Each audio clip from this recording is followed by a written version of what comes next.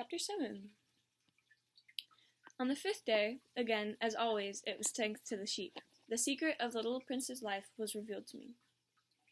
Abruptly, without anything to lead up to it, and as if the question had been born of long and silent meditation on his problem, he demanded, "A sheep, if it eats little bushes, does it eat flowers too?" "A sheep," I answered, "eats anything it finds in its reach." "Even flowers that have thorns?"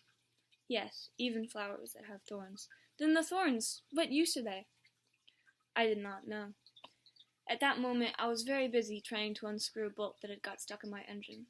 I was very much worried, for it was becoming clear to me that the breakdown of my plane was extremely serious, and I had so little drinking water left that I had to fear for the worst. "The thorns, what use are they?" The little prince never let go of a question once he had asked it. As for me, I was upset over that bolt, and I answered with the first thing that came into my head. "The thorns are of no use at all. Flowers have thorns just for spite." "Oh!" There was a moment of complete silence. Then the little prince flashed back at me with a kind of resentfulness. "I don't believe you. Flowers are weak creatures. They are naive. They reassure themselves as best as they can. They believe that their thorns are terrible weapons." I did not answer. At that moment I was saying to myself, if this bolt still won't turn, I'm going to knock it out with a hammer. Again the little prince disturbed my thoughts. "And you actually believe that the flowers—" "Oh, no!" I cried. "No, no, no. I don't believe anything. I answered you with the very first thing that came into my head. Don't you see? I am very busy with matters of consequence." He stared at me, thunderstruck. "Matters of consequence?" He looked at me there with my hammer in my hand, my fingers black with engine grease, bending down over an object which to him seemed extremely ugly. "You talk just like the grown-ups." That made me a little ashamed, but he went on, relentlessly. "You mix everything up together. You confuse everything."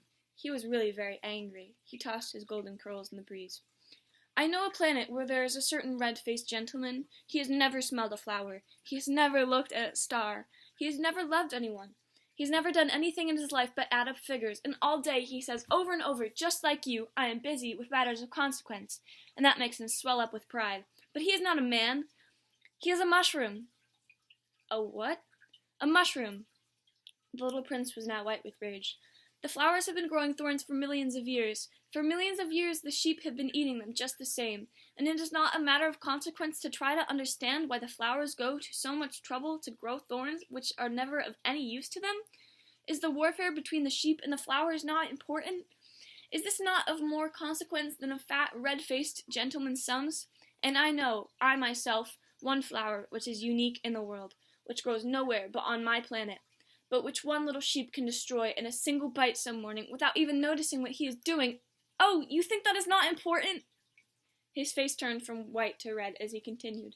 "If someone loves a flower, of which just one single blossom grows in all the millions and millions of stars, it is enough to make him happy just to look at the stars. He can say to himself, 'Somewhere, my flower is there.' But if the sheep eats the flower, in one moment all his stars will be darkened. And you think that is not important?" He could not say anything more. His words were choked by sobbing. The night had fallen. I had let my tools drop from my hands. Of what moment now was my hammer, my bolt, or thirst, or death? On one star, one planet, my planet, the earth, there was a little prince to be comforted. I took him in my arms and rocked him. I said to him, "The flower that you love is not in danger. I will draw you a muzzle for your sheep. I will draw you a railing to put around your flower. I did not know what to say to him. I felt awkward and blundering. I did not know how I could reach him, where I could overtake him and go on, hand in hand, with him once more. It is such a secret place, the land of tears. Based. Gonna read more because I still feel like it, so